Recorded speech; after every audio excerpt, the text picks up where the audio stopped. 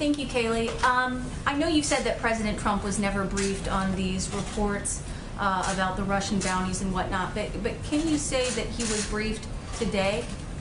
Look, I'll say this, that the U.S. receives thousands of reports a day on intelligence, and they are subject to strict scrutiny. While the White House does not routinely comment on alleged intelligence or internal deliberations, the CIA director, NSA, National Security Advisor, and the Chief of Staff can all confirm that neither the President nor the Vice President were briefed on the alleged Russian bounty intelligence. But has he been briefed since all of these reports came out? So let me back up and say this, that there is no consensus within the intelligence community on these allegations, and in effect there are dissenting opinions from some in the intelligence community with regards to the veracity of what's being reported, and the veracity of the underlying allegations continue to be evaluated. And one more question, if I could.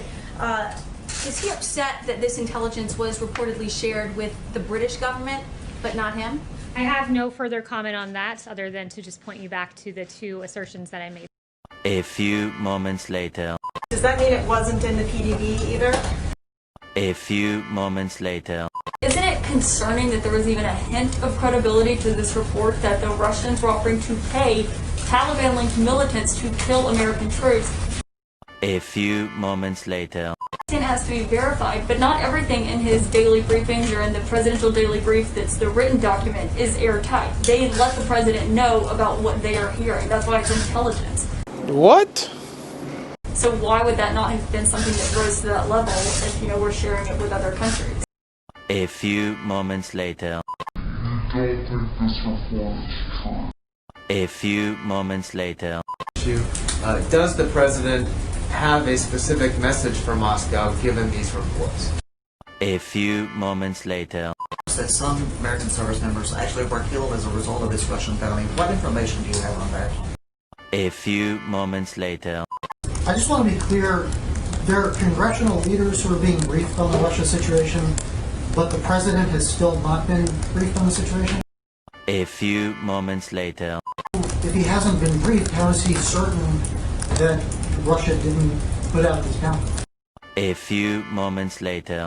The president is briefed on verified intelligence, and again, I would just point you back to the absolutely irresponsible decision of the New York Times to falsely report that he was briefed on something that he in fact was not briefed on. And I really think that it's time for the New York Times to step back and ask themselves why they've been wrong so often. The New York Times falsely claimed Paul Manafort asked for polling data to be passed along to Oleg Deripaska before having to issue a correction. In June of 2017, the New York Times falsely wrote all 17 intel agencies had agreed on Russian interference before having to issue a correction that it was only 4 agencies. In 2017, February of that year, New York Times published a story claiming Trump campaign aides had repeated contacts with Russian intelligence, which even James Comey has said was almost entirely wrong, New York Times.